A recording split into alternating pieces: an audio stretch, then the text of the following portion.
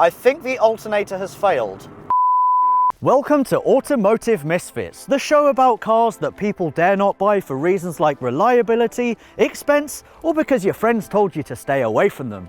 This week, it's the turn of the Mitsubishi FTO, and I'm going to tell you, is it a car that you should buy or avoid?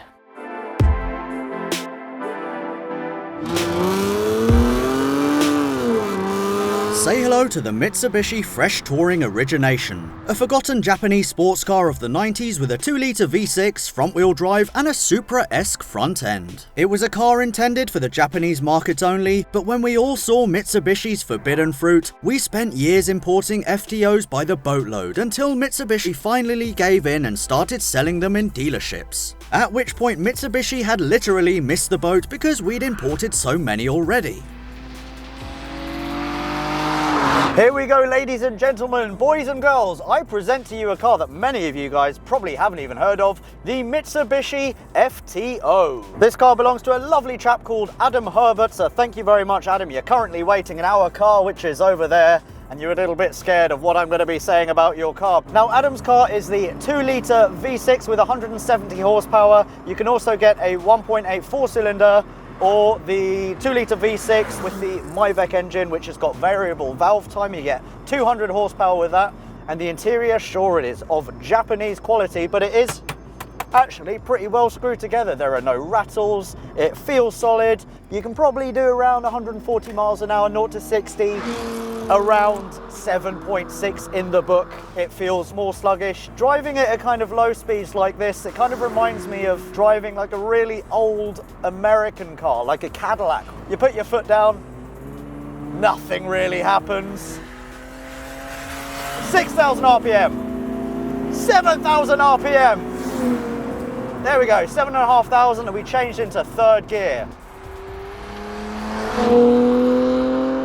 Now, we have a 4-speed Tiptronic automatic gearbox here, and what that means is you can knock it into manual mode there, and you can change up and down the gears like so.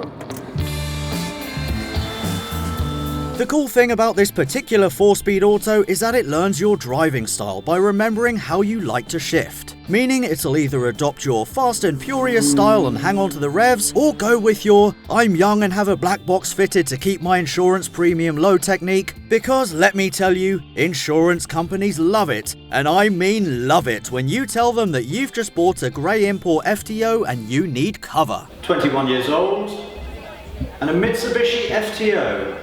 Can you just hold the line 1 second, please, sir? Boys, the drinks are on me! Hello, sir, sorry about that. Anyway, enough of what I think for a while. Let's see what owner Adam has to say about life with an FTO. The FTO is a fabulous car to live with. I get great pleasure out of driving it. It brings a smile to my face with the exhaust tone and the V6 roar. I love it. I've fitted an induction kit with cold air feed and a full stainless steel exhaust system with silencer delete.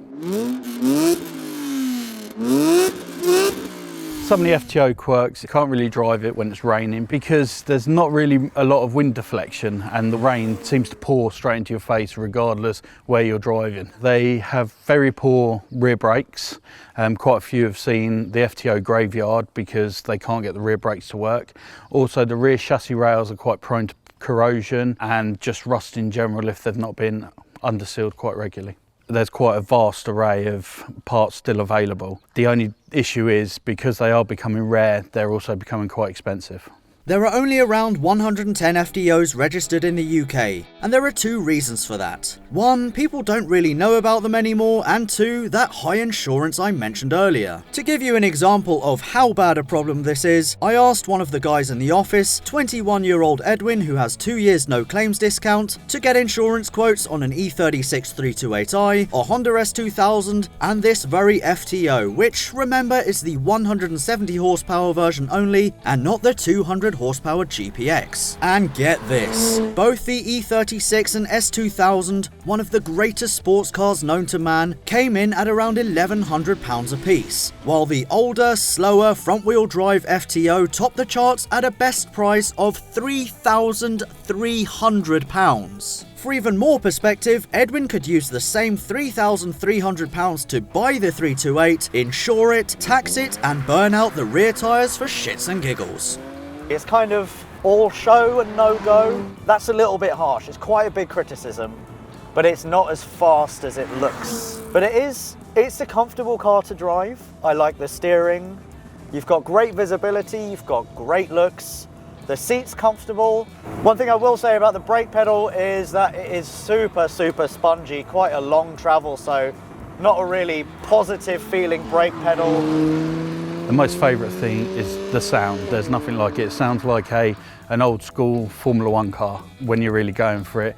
The least favourite is no one really knows what it is. The ride can be quite harsh, made harsher because I've lowered it slightly, but it doesn't drive like a front-wheel drive car. It's so planted on the road. It's a proper sports car. If life with an FTO is what you're after, then here are a few things you need to look out for when inspecting one. Starting with what Adam already mentioned, check that the rear brakes are engaging, as these are one of the FTO's weakest points. The central locking can also be faulty, while failing window guides can cause the glass to rattle. Also check for rust underneath, especially on the rear chassis legs, because these are susceptible to rot and can mean the end of the car if not addressed early enough. If you're on the hunt for the 200 horsepower Myvec engine, then also be sure that it's the Myvec you're looking at. Some owners have tried to pass off 170 horsepower cars as 200 horsepower variants, so a quick look at the oil filler cap will give you the answer. If the oil filler cap is situated on the left, it'll be either a 1.8 litre 4-cylinder or the 2 litre Myvec, while an oil filler cap on the right of the engine tells you it's the 170 horsepower car.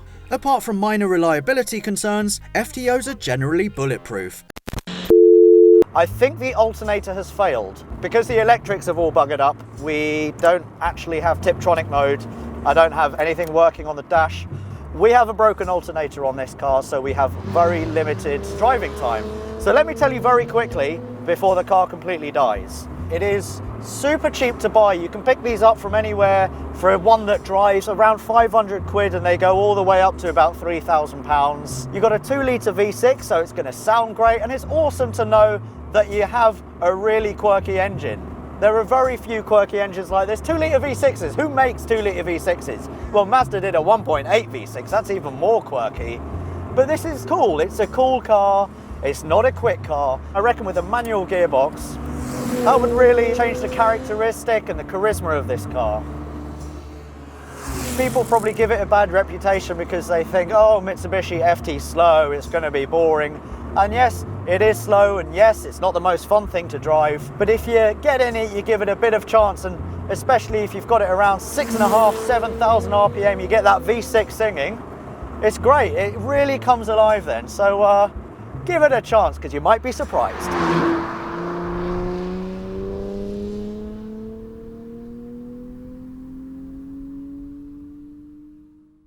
Thanks for watching this episode of Automotive Misfits featuring the Mitsubishi FTO. For more episodes, click here, and to subscribe to Car Throttle, click here.